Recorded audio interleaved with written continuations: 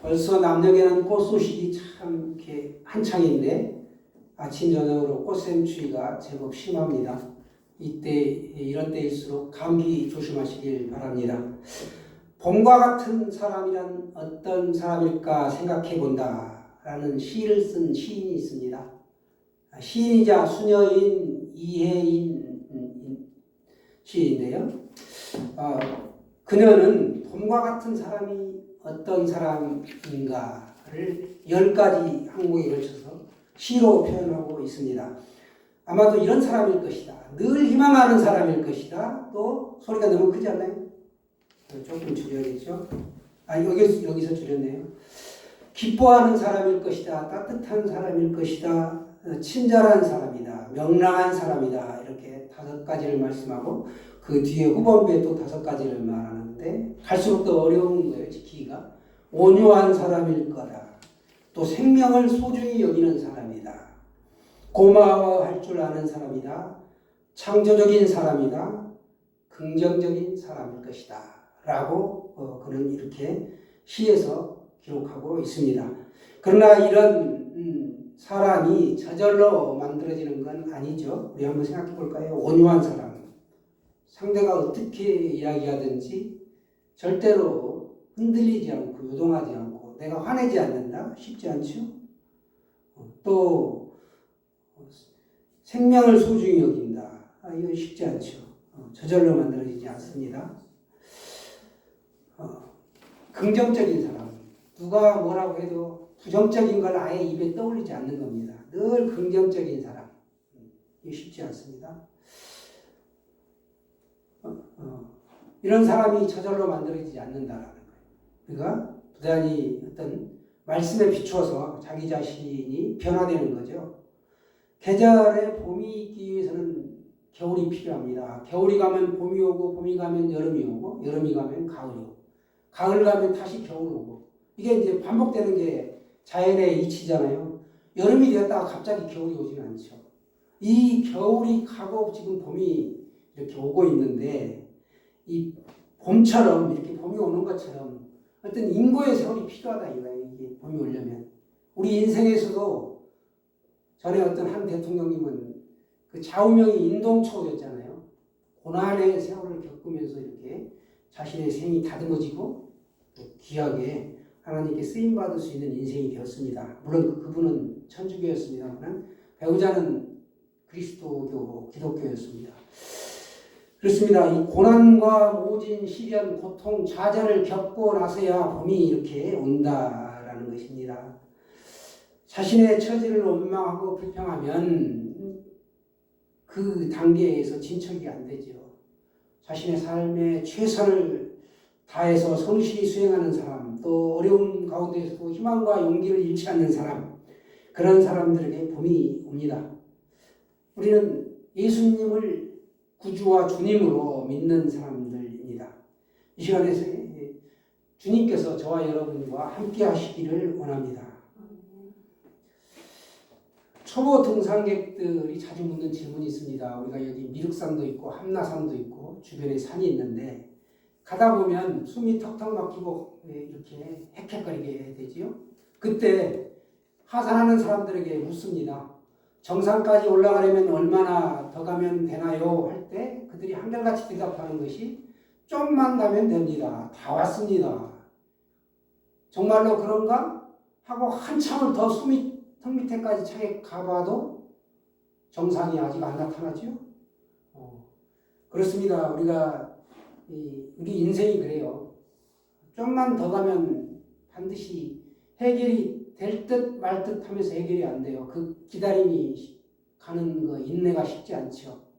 그러나 실제로 내 형편이 지금 어떠하는지 간에 조금 더 참으면 반드시 끝은 있다. 자주 말씀드리다시피 터널의 끝은 있다. 산 정상 올라가는 것도 내가 좌절하지 않고 주저앉지 않으면 가게 된다라는 겁니다. 우리 인생의 고난도 반드시 지나가게 됩니다.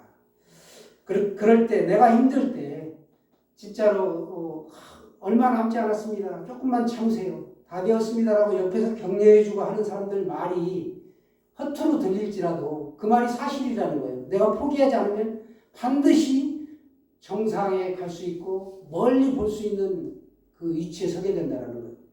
여러분 정상에 올라가면 여름에 얼마나 시원하고 땀이 식으면서 기분이 상쾌해지고 멀리 조망할 수 있는 그 기쁨이 있습니까? 그렇습니다. 우리 인생도 고난을 참고 견디면 반드시 자기가 원하는 목적지에 도달할 수 있습니다. 조금만 더 참으시기를 바랍니다.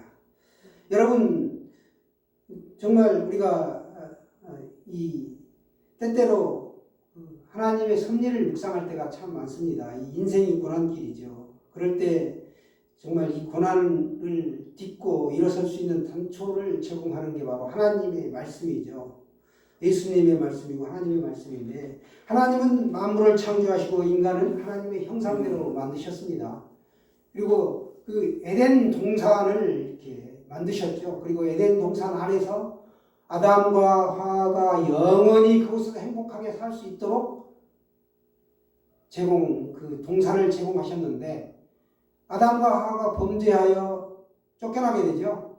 그리고 그들이 세상에 이곳 저곳을 두루두루 다니지만 땅에서 엉겅퀴와 가시를 냅니다. 엉겅퀴와 가시를 낸다는 것은 고난과 고통의 쓴뿌리가 그들을 괴롭혔다라는 것이죠. 그러니까 그들이 에덴 동산이 생각이 났을까요? 안 났을까요? 생각이 나겠죠. 그래서 실제로 찾아갑니다. 성경에는 기록이 안 됐지만 찾아가서 들어가고 싶어 하죠. 간절히 그리워해가지고. 그런데 에덴 동산을 화염검이 두르고 있는 겁니다. 불칼. 그러면서 천사들이 지키고 있기 때문에 들어갈 수가 없었던 것이죠. 그래서 그들이 유리방황하면서 세상 이것저것을 떠돌면서 죄를 지면서 사는 거예요. 이걸 긍휼히 여기시고 불쌍히 여기신 하나님이 우리 인간을 사랑하셔가지고 예수 그리스도를 이 땅에 보내주시고 그리스도가 고난을 겪으시고 십자가에서 죽으시고 3일 만에 부활하시고 지금도 하늘에 계시다라는 사실이죠. 성령님이 우리와 함께 하십니다. 이 시간. 네. 하나님은 오늘 성경에 보시면 그 아들을 세상에 보내사 이렇게 했고 하나님은 절대로 죄와 죽음 아래에 있는 인간이 절망하지 않도록 자포자기하지 않도록 하나님의 아들이 세상에 이렇게 왔다. 세상에 보내주셨다라는 사실을 알 수 있습니다. 히브리서의 주제가 대제사장입니다. 지금도 오늘날에도 유대인에 가면은 약 500명 정도 제사장이 있어요. 그 중에서 한 사람을 딱 뽑아요. 그분이 바로 대제사장이다. 속죄소에 들어가는 거죠. 성소에서 휘장을 열고 들어가죠. 그 역할을 예수님이 대제사장의 역할을 했다라는 것이죠. 인류의 그 죄로부터 죄의 값을 대신 지불해 주신 것입니다. 하나님은 죄와 죽음 아래 있는 인간들을 이렇게 사랑하셔서 예수 그리스도로 하여금 구원의 창시자로 예수 그리스도를 이 땅에 보내주셨고 구원의 완성자가 또한 예수 그리스도이십니다. 영원한 대제사장으로 속죄를 이루어 주셨고 우리에게 영원한 기업, 천국을 약속해 주셨습니다. 그런데 우리가 이런 것들을 어떻게 확정 지을 수 있느냐? 성경 말씀을 통해서 우리가 믿음이 자라고 성령님의 조명하심으로 인하여 우리가 믿음이 쑥쑥쑥 자라가는 것이죠. 그래서 초신자는 우리가 잠언과 전도서를 읽기를 추천해드리고 특별히 고난 중에 있는 사람에게는 우리가 시편을 권해드립니다. 또 예수 그리스도, 예수님이 하나님이신 것을 알기 위한 사람들에게는 요한복음을 먼저 권해드리고 있습니다. 그래서 그런 사람은 사복음서 가운데에서도 요한복음을 읽으면 좋죠. 사복음서 외에 히브리서를 갖다가 우리가 제5복음서다라고 이야기하고 있습니다. 성경은 우리를 하나님의 사람으로 온전하게 하며 모든 선한 일을 행할 수 있게 한다라고 말씀하고 있습니다. 우리가 성경을 묵상하며 그 가르침을 따르면 우리의 믿음은 점점점 깊어지고 우리의 삶의 방향이 예수 그리스도께로 향하여 나갈 수 있도록 편하게 해준다라는 것입니다. 성경의 말씀은 우리로 하여금 하나님의 뜻을 알 수 있는 길목이 되고 모든 선한 일을 향할 힘과 지혜의 근원이 된다라는 것입니다. 그래서 우리가 말씀과 멀어지면 주님과 멀어지는 것이요 말씀을 가까이 하면 주님과 가까이 하는 삶이 되는 것입니다. 여러분 말씀을 가까이 하고 주님을 가까이 하시기를 바랍니다. 특별히 우리가 이 사순절 기간에 이 영적 성숙이 되기를 원합니다. 영감의 근원이 뭔가 하면 말씀 묵상을 통하여 내가 영혼이 잘 되고 범사가 잘 되는데 그게 어떤 이유로 민감하게 반응하기 때문에 잘 된다. 성경 말씀을 통하여 내가 감동을 받는 거예요. 감동을. 그 감동이 은혜가 그 은혜에 민감하게 내가 반응할 때 이제 영적 성장이 일어나는 거고 영감이 자라는 거죠. 사랑하는 여러분, 누가 죄의 문제를 해결했습니까? 석가모니나 공자가 죄의 문제를 해결했습니까? 그렇지 않았죠. 죄의 문제를 제기를 했지만 그들은 죄의 문제를 해결하지 못했습니다. 우리가 일한 대로 품삯을 받죠. 급료를 받고 월급을 받고 아르바이트를 하면 그 비용을 받습니다. 그런데 이 죄의 싹은 사망이라는 겁니다. 우리는 때로 이제 영화를 보거나 길을 가거나 또 잠을 자다가 문득 한가한 시간에 어떤 죽음의 문제를 떠올리게 됩니다. 그래서 죽음은 나와는 상관이 없다, 무관하다, 저 멀리 있는 것이다, 나는 해당되지 않는다라고 생각하죠. 그러나 내 주변에 사랑하는 사람들을 보면 그들이 하나 둘 사라지면서 야 나도 어느 날 훅 갈 수 있겠는데? 라는 생각을 하지요. 그렇습니다. 우리에게는 이 죽음이 날마다 한 걸음 한 걸음 다가오고 있다라는 거죠. 우리가 그 장송곡이 들려오는 가운데 무덤을 향해 한 발 한 발 매일 가는 겁니다. 사실은. 그런데 우리가 편안할 수 있는 이유는 뭔가? 우리는 말씀 안에 있고 예수 그리스도가 영생을 우리에게 주셨기 때문에 우리는 평안을 누릴 수 있습니다. 예수께서 죽음을 이기시고 영원한 몸을 이루셨고 이 일을 이루시기 위해 이 땅에 오셨다는 사실을 우리가 잘 압니다. 자신이 몸소 육신을 입고 이 땅에 오셔서 죽음을 맞이했고 죽었지만 끝내 죽음을 이기시고 우리에게 죽음으로부터 해방되는 선물을 주셨습니다. 이게 한없는 영광이요 정말 말로 다 할 수 없는 갚을 수 없는 은혜죠. 이렇게 죄의 문제를 해결하신 예수님이 우리의 구원자가 되신다. 구원의 창시자요 완성자요 대제사장이요 또 우리의 영원한 기업 천국을 우리에게 소유로 주셨다라는 게 히브리서의 골자입니다. 다른 이로서는 구원받을 수가 없다. 구원을 받을 수 없다. 다른 이로서는 구원을 받을 수 없나니 천하 사람 중에 구원받을 만한 이름을 내가 주신 일이 없다라고 말씀하고 있습니다. 그러니까 예수님은 구원의 완성자이시죠. 예수 이름의 뜻 자체가 구원이라는 뜻입니다. 예수님, 그들의 죄에서 자기 백성을 구원할 자이시다라는 거죠. 예수 자체가 구원이다. 그리고 예수님은 십자가상에서도 신 포도주를 받으시고 운명하시기 전에 다 이루었다라고 말씀하셨습니다. 우리의 죄를 대신해서 그 죄값을 다 내가 내 목숨으로 내 피값으로 갚았다라고 말씀하시고 떠나가셨습니다. 그러면서 성소의 휘장이 쫙 위에서 아래로 찢어지죠. 그렇기 때문에 예수님은 영원한 대제사장이 되시는 것이죠. 실제로 대제사장은 1년에 한 번 7월 10일에 성소에서 지성소로 들어가 그곳에서 일반 백성들을 위하여 자신의 죄를 위하여 기도합니다. 거기서. 그것처럼 예수 그리스도가 우리의 피를 깨끗하게 하셨습니다. 그것도 단번에 짐승의 피는 매년 드려야 하지만 매번 죄가 있을 때마다 드리지만 예수님은 단번에 자기 몸을 들여서 영원한 속죄를 이루었다. 더 이상 짐승의 피가 필요하지 않다라는 겁니다. 염소와 송아지의 피로 하지 아니하고 오직 자기의 피로 영원한 속죄를 이루사 단번에 성소에 들어가셨느니라 라고 말씀하고 있습니다. 그 아들 예수의 피가 우리를 모든 죄에서 깨끗게 하실 것이요 라고 고백합니다. 그리스도의 피공로로 우리가 하나님을 섬기게 되었고 은혜를 입게 되었습니다. 영원한 대제사장, 그분은 영원히 온전한 구원을 이루었다라는 사실입니다. 여러분, 우리 지상의 교회는 늘 어려움이 있죠. 우리가 구원을 받았지만 완성은 되지 않았습니다. 그래서 지상의 교회는 우리 한 사람 한 사람이 교회인데 전투하는 교회다.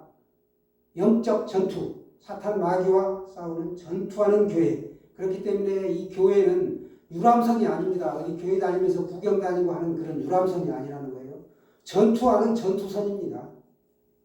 우리는 그 전투함을 타고 다니는 사람이고, 우리가 천상에 가게 되면 이 천상의 교회는 그때는 이제 승리한 교회죠. 이미 승리를 한 교회입니다. 그러니까 우리가 지상에 있으면서도 어떤 교회는 승리하는 교회라는 간판이 있습니다. 믿음으로 고백하는 거죠. 우리는 승리하는 교회다 라고 고백하는 것입니다. 이 고난의 시대에 우리가 이 주변을 보면 힘들고 헐벗고 가난하고 억울하고 병들고 불쌍한 사람이 부지기수입니다. 야, 하나님이 계시고 예수 그리스도가 이 땅에 오셔서 모든 죄를 대신하여 평안을 주시기, 화평을 주시기 오셨는데 어찌하여 이렇게 불쌍한 사람이 많은가? 이렇게 사람들은 통탄하면서 야, 하나님이 없다, 안 계시다라고 하는데 그렇지 않다라는 거예요. 이러한 시대일수록 우리가 예수 그리스도가 필요하다. 더 필요하다라는 것입니다. 예수님이 희망입니다. 죄를 멀리하고 예수님을 바라보는 것, 그것이 영성이죠. 아까도 말씀드렸지만 우리가 말씀에 민감하게 반응하는 것, 그리고 행동하는 것이죠. 행동하는 것, 이것이 우리가 주님을 바라보는 것입니다. 주님은 우리를 관중이 아닌 선수로 부르셨습니다. 우리가 링에서 뛰는 선수라는 거예요. 링 밖에서 구경하는 그 관람자가 아닙니다. 우리는 행동하는 사람이라는 거예요. 선수이기 때문에 여러분, 우리 그렇습니다. 이렇게 살다 보면 참 세상에 들려오는 소리가 많은데 우리가 양쪽 귀로 활짝 열고 영의 소리를 들어야 된다. 세상의 소리를 들으면 안 된다라는 거예요. 세상의 소리는 둔감하고 하나님의 말씀 예수 그리스도에 대해서는 민감하게 우리가 반응할 줄 알아야겠습니다. 그때 우리가 주님을 가까이 하는 것이죠. 말씀에 민감한 것, 우리가 선수로 링 안에서 뛰는 것. 세상에 자랑거리가 얼마나 많습니까? 남편 자랑, 자식 자랑, 돈 자랑 이런 거 하는 대신에 내 생애 최고의 선물은 예수 그리스도이십니다 라고 고백할 수 있어야 합니다. 그렇게 주님을 가까이 하고 사랑하시기를 바랍니다. 이 극동방송, 전북 극동방송 주변에 가면 건물에 내 생애 최고의 선물은 예수 그리스도라고 크게 써놨어요. 아주 멀리서도 보이게 도로변에 가면서. 예전에는 하나님은 당신을 사랑하십니다. 이게 많이 쓰였는데 내 생애 최고의 선물은 예수 그리스도. 여러분 자식도 남편도 돈도 없으신 분은 선물이 있다 이거야. 근데 그 최고의 선물이 뭔가?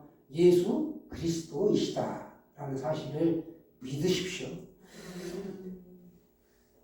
어제 그 결혼식장에 다녀오다가 국도를 타고 쭉 내려오는데 너무 지루한 겁니다. 그래서 고속도로에 가면 휴게소도 있고 뭐 이렇게 속도가 빠르니까 좀 덜 지루하죠. 그래서 오다가 공주 IC로 들어와가지고 달리다가 조금 쉬어갔으면 좋겠다 해서 탄천 휴게소를 들렀습니다. 그런데 거기서 이제 화장실 들렸다가 저는 곧바로 가고 싶어 했는데 같이 온 일행 세 분이 또 들어가서 뭐 커피라도 뭐라도 먹고 가자고 그래가지고 자리에 앉게 됐어요. 그래서 이렇게 뭐 이런저런 얘기 웃고 깔깔거리다가 앉은 지 한 2, 3분 돼가지고 이제 이렇게 대각선을 보니까 UFC 격투기 선수 정찬성 선수가 거기 있더라고요. 자기 부인하고 일행 두 사람하고 해서 총 4명이 한 식탁에 앉아가지고 먹고 있는 겁니다. 그래서 반갑더라고요. 당신 최고 이렇게 해줬더니 꾹뻑 인사를 하는 게 둘이 참 그분도 이제 은퇴는 했는데 정찬성 선수가 이렇게 경기를 하는 걸 지켜보면 얼마나 민첩하게 빨리 움직이는지 몰라요. 우리가 그 정찬성 선수처럼 이렇게 격투기 선수처럼 민첩하게 하나님의 말씀에 반응해야 된다. 실제로 우리가 링에서 뛰지는 않지만 그 정찬성 선수처럼 그렇게 우리가 민감해야 된다라는 것입니다. 그게 한 경기 뛰는데 보통 종합격투기 전적이 25전인데요. 이종격투기에서도 뭐 21전 정도 경력이 있고 한 경기당 한 3억 정도를 번다고 해요. 그런데 우리나라 선수로는 최초로 패더급 챔피언에 도전한 사람입니다. 세계 랭킹 4위의 최고 실력대에 랭크되었던 사람인데 자신은 도저히 챔피언이 될 수 없다. 여기까지다라고 아름다운 은퇴를 했습니다. 나중에 더 추한 모습으로 은퇴하기 싫다 해가지고 은퇴를 했는데요. 그 유튜브 구독자만 해도 103만 명이 넘어요. 그러니까 엄청난 그 수익을 자랑하죠. 그런데 그와 같이 영향력 있는 사람이 예수 그리스도를 믿고 만약에 그 채널을, 유튜브 채널을 예수님에 관한 전도 채널로 하려고 한다면 너무 좋겠다. 이런 생각을 좀 해봤습니다.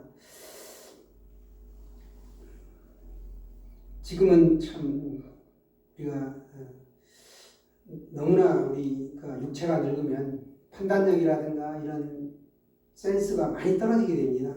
그리고 예수 처음 믿었을 때하고는 달리 계속 믿다 보면 영적으로 둔감해져요. 그러나 우리는 미의 선수다라는 사실을 기억하시고 민첩하게 반응하시고 하나님을 늘 가까이 하고 예수님을 가까이 하시길 바랍니다.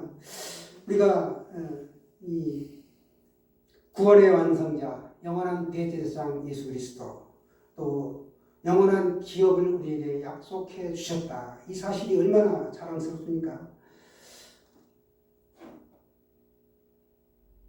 그리고 어제 결혼식 그에서 보면 되게 결혼식장에 부페식을 하게 되는데 집사람 제 아내가 안 받은 줄 알고 황 집사님 거하고 제 거하고 해가지고 3장을 식권을 받았습니다. 그리고 2장을 갖고 있었는데 알고 보니까 나중에 받았더라고요, 제 아내가. 그래서 1장이 남게 되었습니다.